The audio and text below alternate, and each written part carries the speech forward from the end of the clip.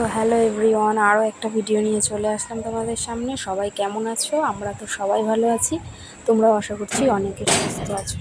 তো আমার ছেলে ওই যে দরজা নিয়ে টানাটানি করছে, সেই জন্যই ব্যাকে আওয়াজগুলো পাচ্ছ তোমরা শুনতে।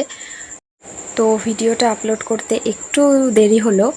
তো আজ হচ্ছে 11ই জুন, আজকে জগন্নাথ দেবের স্নান যাত্রা, তাই জন্য আমরা সবাই যাচ্ছি হবিবপুর ইস্কনে জগন্নাথের মন্দিরে জগন্নাথের স্নান যাত্রা দর্শনে। তো চলো তোমরাও দর্শন করবে, আর অনেক ভালো লাগবে। দেখতে থাকো তোমরা ভিডিওটা, কোথাও স্কিপ না করে।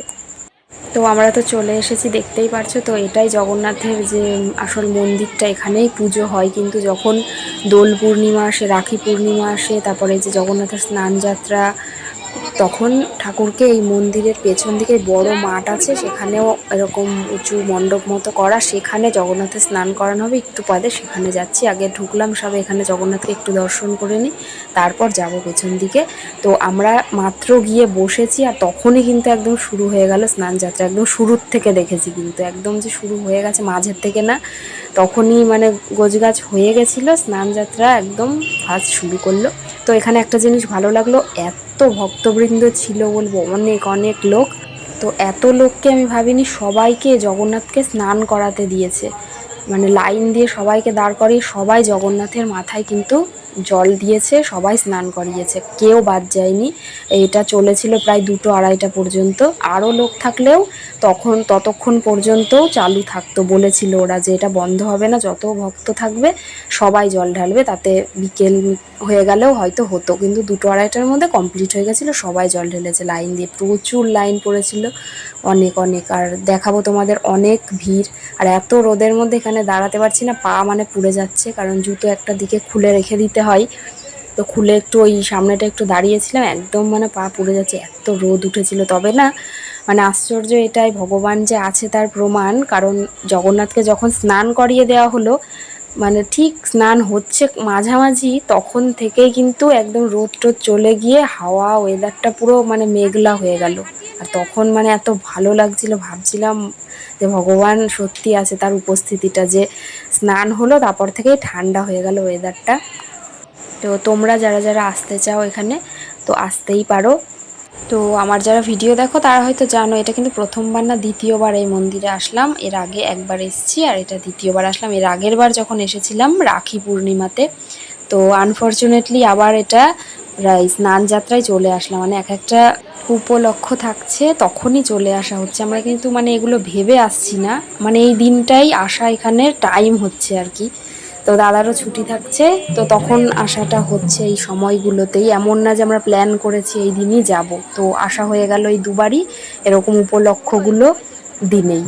তো ভীষণ ভালো লাগছে। তখনও পেছনে কীর্তন হচ্ছিল, যেহেতু রাখি পূর্ণিমা ছিল, তখনও গেছিলাম। তো এবার তো স্নান যাত্রা ওখানে দেখলাম, তো ভীষণ সুন্দর। তো এখানে আমার সোনা কি করছিল, ও তো ঠাকুরকে ওকে প্রণাম করতে শেখানো হয়েছে, আর ও আমি যত সরছি ও আমার পায়ে প্রণাম করছিল এখানে। মানে আমি মানে হাসছিলাম যে ও মানে বুদ্ধিটা ওর কি করে হলো, মানে এত পাকা। তো মন্দিরের ভেতরে ওদিকে বাদিকে দেখতে পাচ্ছ, ওদিকে 2টো দোকান রয়েছে মন্দিরে, ওখানে ঠাকুর অনেক কিছু, তুলসীর মালা এগুলো বিক্রি হয়, আরও অনেক কিছু, আতর, নানান জিনিস, জামা কাপড় ও ঘাগরা এগুলোও আছে। তো এর আগের বারে এসে ওখান থেকে তুলসীর মালা কিনে আমরা পরেছিলাম, প্রথমবার এই মন্দিরে রাখি পূর্ণিমাতে এসে কিনে এখানেই পরেছিলাম। তো আর আমি একটা শিব ঠাকুরের জন্য কাছে রাখবো বলে একটা নান্দিকে কিনেছিলাম। তো আর দাদা এরকম আরও কী কী এরকম কিনেছিল ঠাকুরের, ছবি কিনেছিল, জগন্নাথের, রাধাকৃষ্ণের, এগুলো কেনা হয়েছিল। তো এবার এখানে ঢুকেই ঠাকুরকে প্রণাম করে একটু ভিডিও করেছি। দোকানের ওখানে ঘোরার কথা মনেই নেই যে কিছু একটু কিনবো।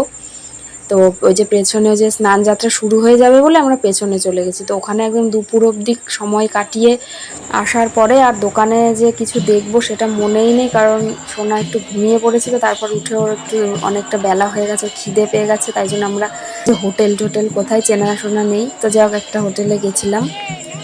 তো তারপরে ওখানে ও তো খেলোই না কিছু, তারপর আমরা তাড়াতাড়ি বাড়িতে চলে এসেছি। এই জন্য তারপর বাড়িতে এসে মনে পড়ছে দোকানে ওখানে ঘোরাই হলো না, কিছু কেনাই হলো না। তো যাই হোক, তো এই যে দেখছো মেঘলা ওয়েদার, আর এখানে স্নান যাত্রা অর্ধেক শুরু হয়ে গেছে।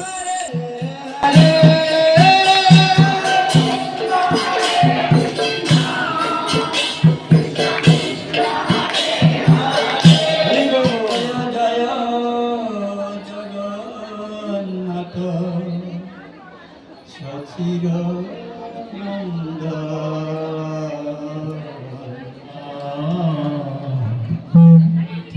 ভুবনে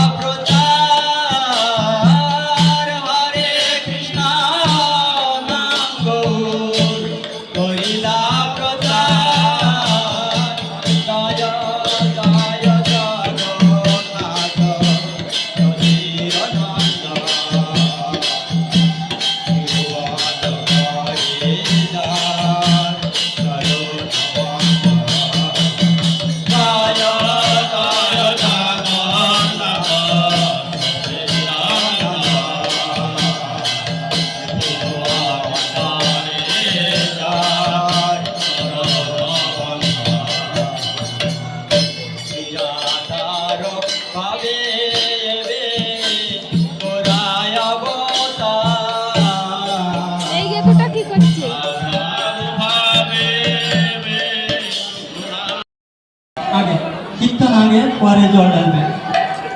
আপনার জুটি এসে গেছে, তাড়াতাড়ি এসুন। হরে কৃষ্ণ।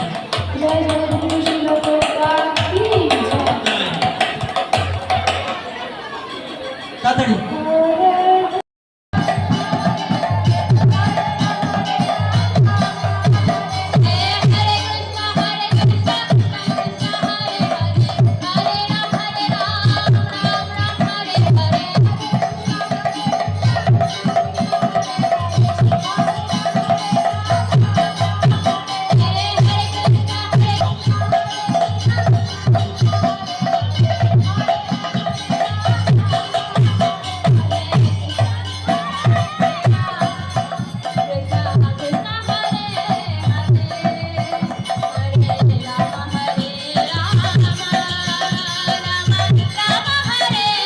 তো ভিডিওটা এই পর্যন্তই। তো ওখানে তো কোনো দোকান নেই, স্টেশনে এসে এত গরম লাগছিল তো একটা হাত পাখা কিনেছি। তো এটা বাড়িতে এনেও খুলেও ফেলেছে, আর একটা বল নিয়েছে, বলটা নিয়ে ওদিকে খেলছে।